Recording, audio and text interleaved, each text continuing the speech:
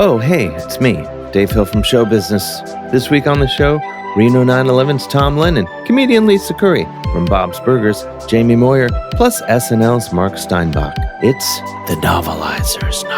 Don't want your popcorn, don't want your milk duds, don't want my shoes stuck in pools of sticky cola.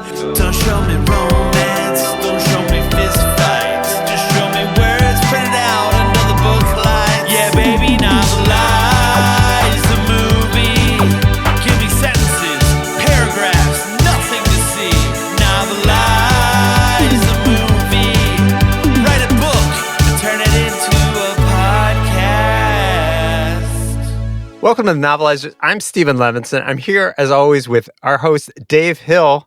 Dave, is Dirty Dancing just a sexier version of The Karate Kid? Wow, I never thought of it that way, but kind of. It kind of is. Not really, though. There's no Pat Morita in Dirty Dancing. Patrick last time. Swayze. His name is even Pat. Think about the it. parallels are disturbing. But yeah, I mean, kind of, but also not really. Did I have the time of my life watching them both? Yeah. There you go. Think about it. This is the Novelizers. This is a show where we take classic films like Dirty Dancing. We turn them into hilarious audiobooks. They're written by TV comedy writers that from the shows you know and love. They're narrated by celebrities like Dave Hill, Sure. Major celebrity. major celebrity. And then we interview people who made the movie. What else could you want from a podcast? I can't think of anything. Nothing. It's got it all. And we especially have it all this week because of our incredible lineup. Dave, who do we have on the show? Glad you asked, Stephen. This week we have Tom Lennon. He's a screenwriter, an actor, founding member of the state, and New York Times best-selling author. He's written Night at the Museum, I Love You Man, and has appeared on American Dad, Bob's Burgers, and tons of other stuff. It's also a dear friend. I think so anyway. You can find him on Instagram at Thomas Patrick Lennon. Jaime Moyer has appeared on Modern Family, AP Bio, Two Broke Girls, Parks and Rec, Future Man, and Bob's Burgers. Go to our website, jamiemoyer.com. Lisa Curry is an internationally touring comedian and TV writer. RIP Television. She's opened for Jim Jeffries and toured with the writers of The Daily Show, as well as a number of other cool things you'll surely be compelled to look up once you hear the brilliance of this episode. Follow her on Instagram at Olympian Lisa Curry. And let's not forget Mark Steinbach. He's a comedy writer who has written for SNL's Weekend Update and Clickhole. He's Mark V. Steinbach on Instagram. Amazing lineup. Amazing episode, I'm sure. But before we get there, how do people send money to us, to you and me? Well, let's be clear. They're sending it to you, Stephen. Just me. I do this for the art. Patreon. They should support the Novelizers Patreon. You heard it. Dave told you. You must support me via Patreon. What do you want? What do you want? Steven's kids not to eat or something? That would be sad. I don't know. They're so hungry. They're so hungry. I was at his house and the kids were like, "I'm so hungry, Uncle Dave." And I was like, I had a sandwich in my pocket. I gave it to him as best I could do, but figure there's got to be more we could do. They still talk about that sandwich. Yeah, it's delicious. What's happening in this episode of the show? I'm glad you asked, Stephen. This time around, despite Johnny's reluctance, it's decided that Baby will take Penny's place, and she begins to rehearse to do so. Oh, wait, Baby's going to take Penny's place? Yeah, newsflash. Crazy. She's going to have to do a lot of training. Yeah, it's not going to be easy. Do you think she'll nail the lift? I don't know. Well, I just have to wait and see, I guess. Let's get to it. This one's narrated by a couple folks, Tom Lennon, Jaime Moyer, and Lisa Curry. Tom Lennon, Jaime Moyer, and Lisa Curry. Novelize us. Interior cabin, day. Close-up of Johnny and Baby's feet facing each other. In shoes, you little freaks. Before the music even begins, Baby steps on Johnny's foot, making him wish he could get the fuck out of the Catskills and go back to college. Ow! Start on the 2. TWO. 1, 2. I'm sorry, okay? This is my first time doing this. I've never been away from my daddy for more than an hour. Johnny puts on a random Spanish record. Neither Johnny nor Baby speak Spanish. Nevertheless, he leads her to dance to the beat. Now it's 1, 2, 3, 4. 5, 6, 7, 8. No, dancers can't count that high. It's just 1, 2, 3, 4, again and again. Pull back to Johnny and Baby in dance position. Their arms touch, with plenty of room for Jesus between them. Baby is dressed in khakis and a light shirt. Johnny in polyester. It's summertime in New York State and it is unbearably humid. His ass is almost certainly soaked with sweat. They begin to dance and Baby immediately steps on Johnny's foot again. Angle on Johnny and Baby's reflection in a mirror. She's dancing alone as he holds her posture steady. He's limiting his movement due to a raging case of swamp ass. 2, 3, 4. 2, 3, 4. Baby is totally nailing it. The kid can count. Exterior later. A cute narrow bridge over a stream connects to a stairway that winds up a hill into the woods. Baby practices the moves she just learned. What appears to be a lot of walking forward and backward over and over in a 4 count is apparently a complicated dance she's struggling to master. No matter, she moves freely as if she's an adult on her own and not a young woman who still calls her father daddy. Interior, a secluded cottage in the woods. The next day. Impossibly, Baby is still practicing the same dance move. Arms raised like a doll in the Nutcracker, she takes 2 steps forward and 2 steps back. Again and again. This could be the hokey pokey for all we know. Although he's had time to find something else, Johnny is once again wearing polyester. Stay on your toes. Baby steps forward on 1 foot. It hits the floor like a shoe filled with cement. On your toes, please. We have to get this before your dad realizes you're gone. We're fine. This is the only week of the year he and my mom have sex. He won't notice I'm gone till Saturday. Listen to me. This is the most money I make all year. We have to get this right. Okay. I'm focused. Close up on Johnny and Baby's feet. In shoes again, perverts. They do a simple dance to the music. Baby is feeling it like a 40-something white woman at an outdoor Fleetwood Mac concert. Johnny corrects her rhythm. Dance to the beat, not the lyrics. We see their feet do a simple spin. Finally, another step has been added. At this pace, it could take them till the end of a Dirty Dancing trilogy to learn the big dance. They continue practicing until Baby has to get back home to Mommy and Daddy for dinner time. Exterior, wooded path from before, the next day. Baby dances across the bridge alone in a way that tells you she just heard about sex for the very first time. She flings her body along the bridge sensually like a cat that's just eaten a truckload of catnip. Interior, cabin, later. Johnny and Baby are back at it and he is trying to explain music to her in a more primitive way. He puts her hand on his chest. Feel my heartbeat? It's a rhythm, like a song. Are you getting this now? Baby nods. The only rhythm she's ever known is the absurdly loud bong that belts out from her family's grandfather clock twice every hour. Baby stares into Johnny's eyes, mesmerized. Johnny stares back, guiding her through the steps. Together, 2, 3, 4. Baby nails the moves, never breaking eye contact with Johnny. It's in this moment that the virginal Baby becomes a woman.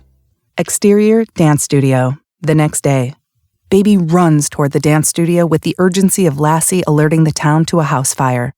Interior dance studio, moments later. Baby wears a matching bra top and short shorts, pink with white polka dots. It's clear her mother bought this for her as a congratulations for growing boobs. Her abs are shredded like a woman who's about to step into the octagon with Ronda Rousey.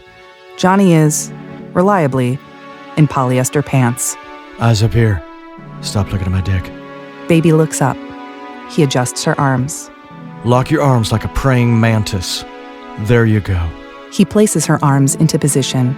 Arms up. No one wants to watch limp arms flapping around. Baby and Johnny dance. Her form is now nearly perfect.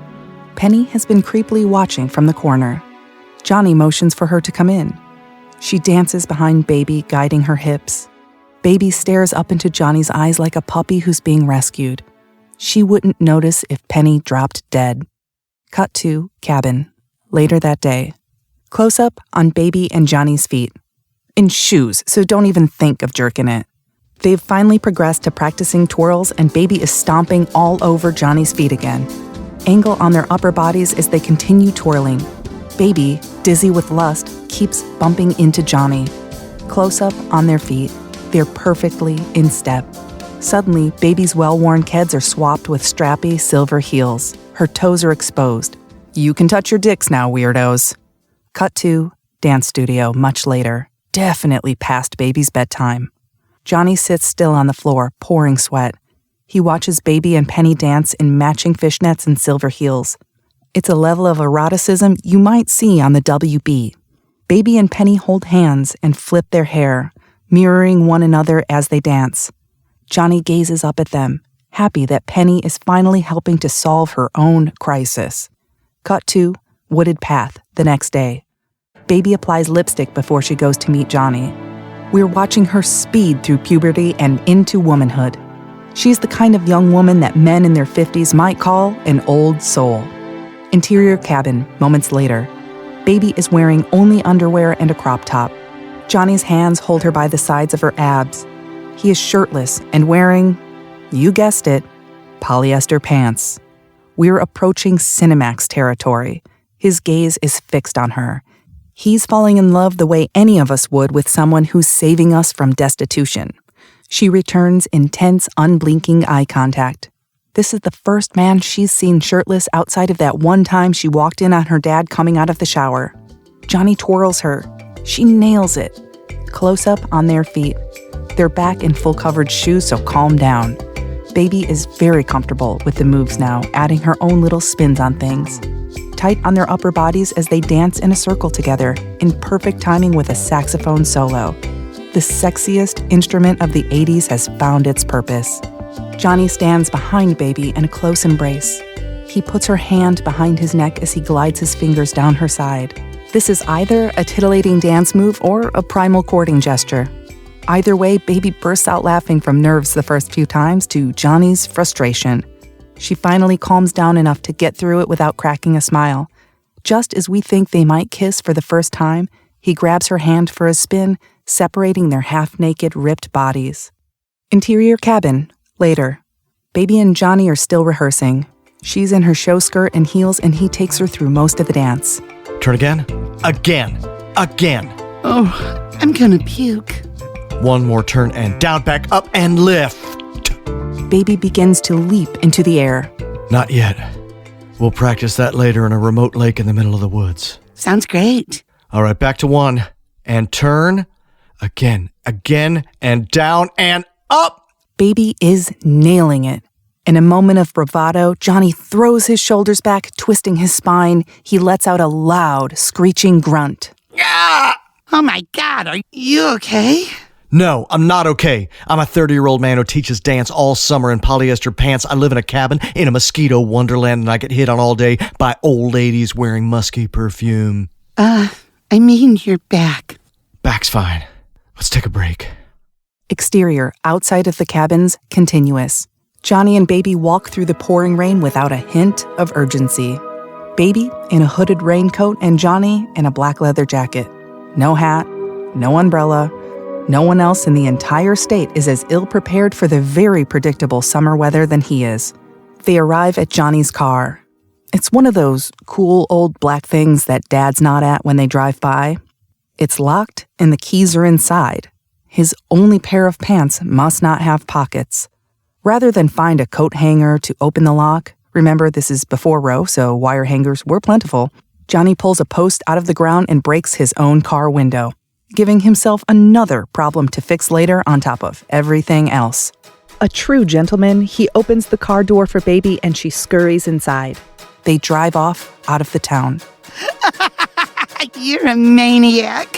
How so? Well, you make basically minimum wage and you just busted out your own car window. That's nuts. Weird thing to focus on. No, I love it. They drive for a long while through the winding, wooded roads of the Catskills. Baby's dad would be shitting bricks right now if he wasn't fucking his own wife into oblivion. Johnny parks the car in a clearing in the woods. This is the point in the story where most women go missing, but Baby is helping Johnny keep his job. Something to keep in mind, ladies. Exterior creek. Continuous. Johnny walks along a giant log that's precariously balanced across the creek. He jumps into the air. Baby gasps. In a split second, she realizes she doesn't know how to drive and could be stranded in the woods indefinitely if he falls to his death. Johnny barely lands back on his feet. Shit. That was close. Pretty cool though, huh? Slack-jawed, Baby nods. She's impressed the way some teenage girls are when young boys jump up to touch the high part of a doorway. Johnny, what made you become a dancer? Well, I was waiting tables at a diner and this guy came in and he worked for this dance company. You know, like Barbizon, but for dancers. Guys only. Baby winces as Johnny continues jumping on the log. That's really cool. So they just picked you? Yeah, me and a bunch of my friends. Lucky break. Wow. Are your friends still dancers? They all quit, except for one guy. Where does he dance? He died. There's a weird pause. Baby frowns. Johnny shrugs and motions for her to come toward him. She shakes her head no. He walks toward her, extending his hand. Baby giggles, nervously. Is she really about to stand on a log that's 3 feet off the ground? This is the most dangerous thing she's ever done. Oh my gosh, oh my gosh, oh my gosh, oh my gosh. You're okay. I do this all the time. It's where the agency brought us to rehearse. Baby gives a look of suspicion. She may be a severely sheltered 17-year-old, but group dance lessons in the woods have got to be a cult ritual. This frightens and intrigues her. She'd join a cult with Johnny any day without hesitation. Finally, after this swirl of thought settles, she takes Johnny's hand and stands up. They lock arms. You're doing great. Now don't look down. Just hang on to my rock-hard arms. Baby happily follows his instruction. They slowly start to dance. Close up on their feet. They carefully walk back and forth to the beat. They're barefoot again. Go get your lotion, you foot fetish freaks. We pull back, revealing the gorgeous scenery behind them. Baby is enthralled with Johnny. She'd start a new life right here in the woods with him if he asked. They move back and forth on the log, innocently freestyle dancing like Mia Wallace and Vincent Vega. If this were a documentary, this would be the flashback scene right after we learn that he brutally murdered her. Cut to exterior, a big open grassy field. Johnny and Baby stand in knee-high grass facing one another. Johnny takes a few steps backward. All right, on the count of 3, you run towards me as fast as you can and you jump up into my arms at the last second. But what if you hurt your back? Like the day you yelled at me? I thought we moved past that. I'm just saying, maybe we should look out for your back, since apparently it's so frail. Okay, that's rude. Well, Well, it's part of the dance, so we have to do it. All right? On 3. They both crouch down, like two sumo wrestlers preparing to battle. 1, 2. Baby throws her body forward, pretending she's going to run before he's ready. Baby! just kidding. For real this time. 1, 2, go! Baby runs toward Johnny, chickening out at the last second and only doing half a jump. Oh, sorry. Johnny begins walking backward. It's okay. Again. 1, 2, go! Baby runs toward Johnny, jumping into his arms. He raises her halfway up, the way someone would if they were trying to get a close-up look at an infant, then puts her back down. One more time. Johnny takes several steps back. Okay. 1, 2, 3! Baby rockets toward Johnny at full speed. She jumps at exactly the right time, but now with too much momentum. Johnny lifts her high before tipping backward. They giggle, tumbling into the grass like Simba and Nala. We know what that means. I know a better place for us to practice. Exterior lake. A little later. Baby and Johnny stand facing one another in waist-deep water. Her hands rest on his shoulders. Johnny crouches down slightly with his hands on her waist. Okay, bend your knees and up! Baby jumps as Johnny lifts her above his head. That's it. You're doing it. Don't move. Don't move. Baby holds a swan dive pose for a few beats before she tips forward, shrieking and diving into the water. Johnny falls back with her, his legs kick up to reveal that he's wearing, you guessed it, polyester pants. The man cannot be stopped. Baby swims backward toward Johnny, splashing and giggling. They embrace for a moment, catching their breath before they get back to it. The sun is setting, and it's likely that Johnny's legs are covered with leeches under his soaking, wet dress pants. All right, let's try again. Ready? Bubbles come up around her as she finally lets out the farts she's been holding in all week. Ready. Baby crouches down before springing into the air, seemingly powered by the force of her own gas. Johnny holds her over his head. Good. You're doing good. Hold it. Baby holds steady for a few beats before diving back into the water. She swims back to Johnny, throwing her arms around his neck. Okay, that wasn't bad. That wasn't bad, baby. One more time. Okay, Johnny. One more time. Baby crouches down one last time, arms raised into the air. Johnny holds her tightly at the waist. Go! Baby jumps, springing up above Johnny's head. They're going to nail this f***ing dance. Don't miss your chance to spring into deals at Lowe's. Right now, get a free 60-volt Toro battery when you purchase a select 60-volt Toro electric mower. Plus, buy 3 19.3-ounce vegetable and herb Bonnie plants for just $10. It's time to give your yard a grow-up. Lowe's. We help. You save. Valid through 4/23. Selection varies by location. While supplies last. Discount taken at time of purchase. Actual plant size and selection varies by location. Excludes Alaska and Hawaii.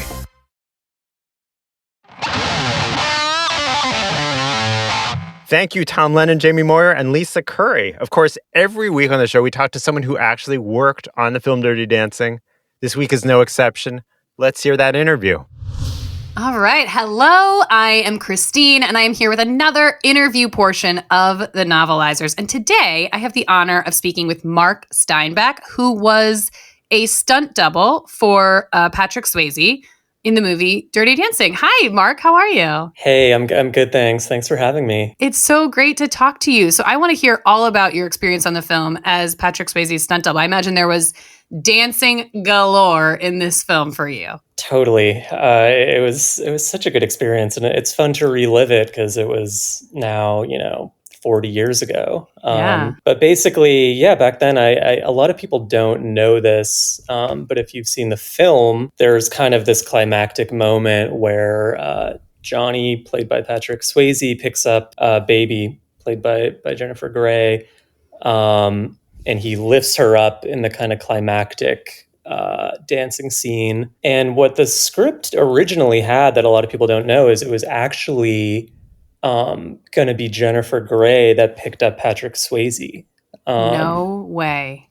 So it was very kind of ahead of its time in terms of like swapping gender roles, what you kind of typically see on the dance floor. And so I was brought in to be Patrick Swayze's stunt double for that scene. For her to lift you. She was going to lift me because, and this is another thing a lot of people don't know when they see me, but I'm about like 40 pounds. Okay. You are a full 40 pounds. That's how much you weigh. Or I was back in the 80s. I'm up to like 60, 65. But it's because, and I appear as sort of, typical adult man, but I have kind of bird bones or what has been described as sort of bird bones. I was just going to say, is that what because you actually look very typical in size. I would be shocked. I'm shocked to find out that because I would expect you weigh 3 times that much just to you seem like a very typical male, Yeah. So I'm sort of shocked about that. Yeah. It's shocking for people. And it was shocking for, Baby, which is what I still call her, Jennifer Grey, because when I came to set, I was like, you're going to have to lift me up, and we obviously kind of, we're joking around about that in our trailers, and the producers and directors and everyone, they were kind of pumping her up for that scene. And unfortunately, so she had been working out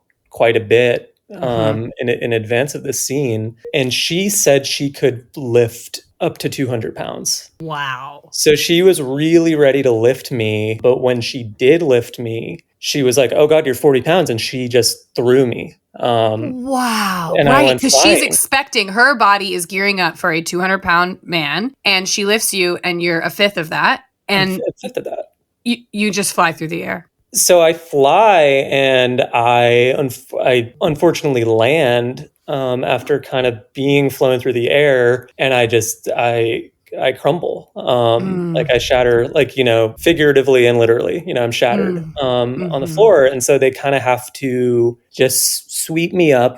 But, what the amazing thing about that movie, so obviously they, it's not going to work. I'm not going to, I'm not going to be in this dancing scene anymore. But they really liked my whole vibe and thought I was just kind of this interesting little guy, Even after this accident? So like they kind of sweep you up and then I assume there's some sort of recovery time, right? Yeah, they put me back together again. So they said, we have this huge scene coming up. Patrick is kind of like, he's like tired. He doesn't really want to, so we would love for you to come in and just sort of speak for him.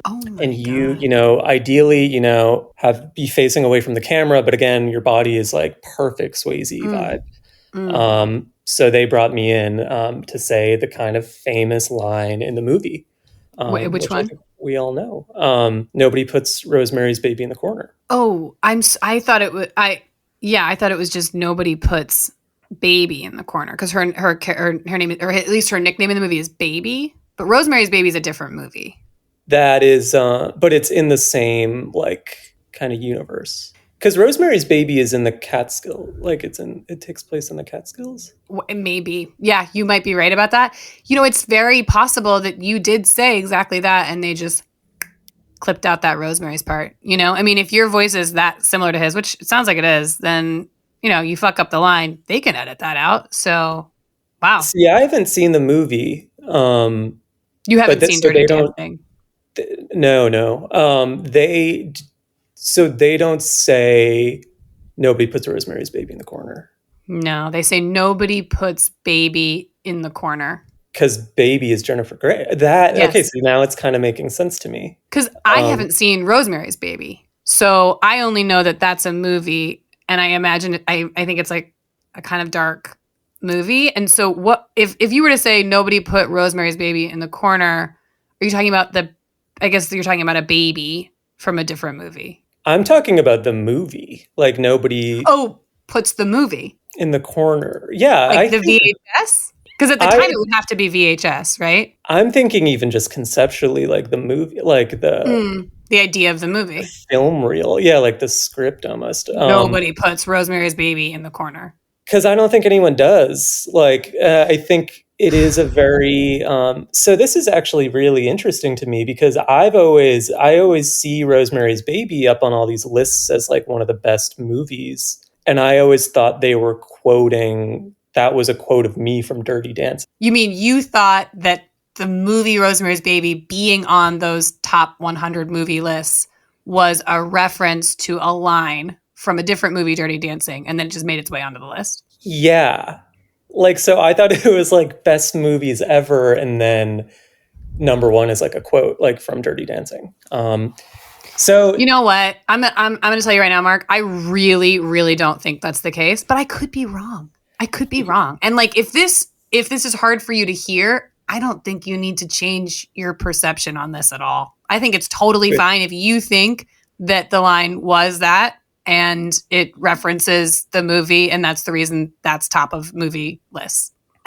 There's no reason for you to change that. Because it's gotten crazy because I actually, when I saw them always mentioning Rosemary's Baby, I had to talk to my lawyers. Because I was like, this is my intellectual property. This is the line I came up with. And what weren't they told? Didn't they tell you to say this line on set? Or did they say like, hey, just say something? And then that's what came out of your mouth? They said, say anything you want, which was really cool. And I was like, this is perfect because I can just say whatever I want now. Now, did you plan to say that? Or did you just allow the moment to dictate what came out of your mouth? So I was talking to Jennifer Grey because we were talking about Roman Polanski. And I was telling her, nobody puts Rosemary's Baby in the corner. And the mic happened to catch it.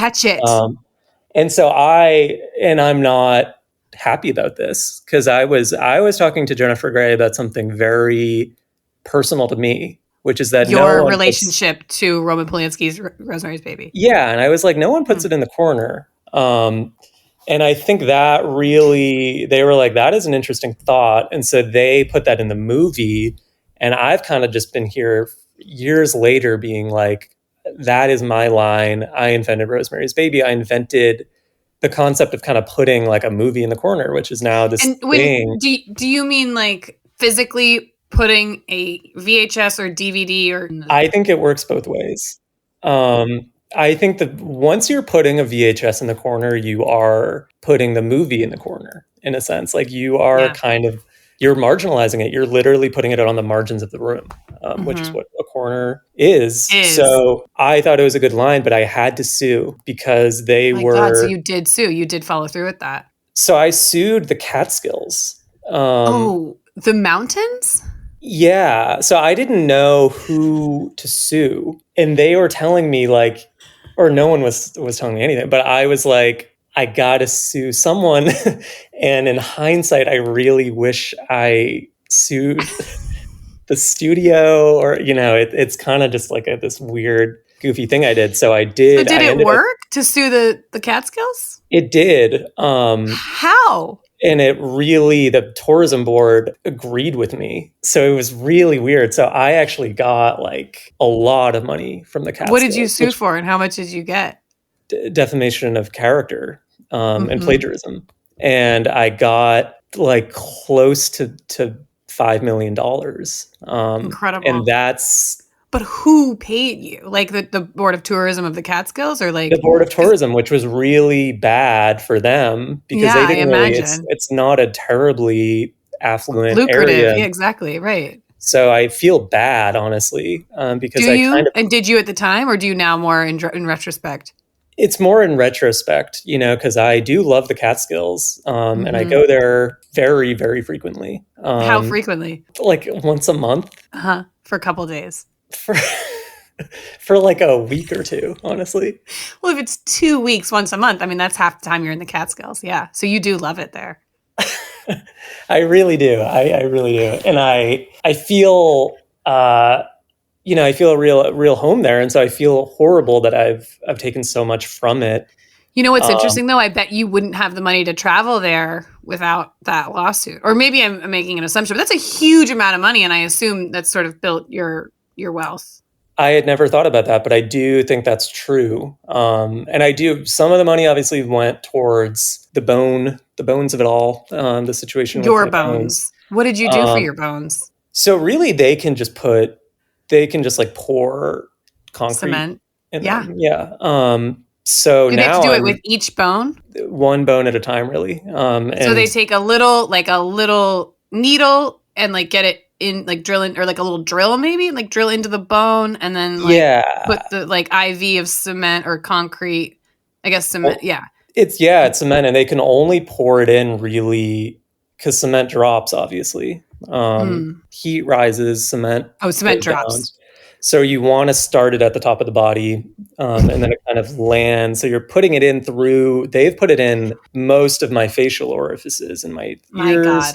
Because that's the highest part on your body. So if you're just thinking gravity, like I would assume, a lot of it, like it would make sense when you're filling the bones of your skull that you're filling it through your head. But like, I would never have known that if you're filling the bones in your toes with cement, you'd have to go through your head. Think of it, like if you connected like a nozzle to my head, and the cement just drops down to my toes. This medically is like pretty shocking to me though, because the assumption here is that all of your bones are connected. And I never thought all of your bones, like if you look at a skeleton, like they're connected, but not via bone, so like the bone, like I just wouldn't think that you'd put cement in the top bone in your body and it would end up in the bottom bone. But I guess I'm not a medical expert. Yeah, no, I've never thought of that either. And I now almost want to ask my doctors, because I do think it's not adding up. And I'm not getting any heavier. Like my bones are still. You're not getting heavier. They're pouring cement into your skull, and it's landing in your toes, and you're not gaining any weight. No, because part of it is getting digested. And then you're just pooping it out. Is that what? Because like it has to go somewhere, right? It's definitely coming out that way, and that obviously isn't pleasant. But cement, no. No, it's really tough. But so that all that to say, I mean, it's not. I have a lot of questions for my doctors now, which are they. That is why I'm going to the Catskills. They're up in the Catskills. Okay, your doctors are. Yeah, That makes a lot of sense. Why you spend half of your time 2 weeks out of the month in the Catskills. Yeah, 2 weeks of every month, and it's so the money from suing the Catskills, the tourism board there, is helping to pay for your medical procedures here of pouring cement into your bird bones so you can become a more typical, person, I guess. Yeah, be a little more typical and a little more, just like a little more grounded, literally, more kind of just because again, like it was amazing, really, when Baby picked me up, and just flung me. I'm surprised that was surprising for you, though, because if you knew you only weighed 40 pounds, I would assume at some point someone had picked you up or hugged you or something. And there would have been some, I would assume, realization that oh, I'm not as weighted as other bodies. If she picks me up with, a lot of force, I could just fly out through the air. But you were surprised. Yeah. I mean, well, now I'm going to get emotional because you kind of hit on it. No one had really ever picked you up, ever picked me up or hugged me. So that I think is why that was such an important moment for me. But it was obviously it's given me a lot to deal with because the first lift up I ever got just shattered me and destroyed me, literally so and figuratively and emotionally. It's given me some intimacy issues, but who doesn't have some? Mark. Everyone has it. Everyone has intimacy issues. I mean. Listen, these are two separate, obviously connected, but both almost unbelievable stories from the set. So one is that actually many, but one is that Jennifer was supposed to lift Patrick, and then that was actually a body double, and then of course that crushed you in every sense of the word. Crush, destroyed you. You stay on set, they sweep you up, put you back together, and then you are such a sound.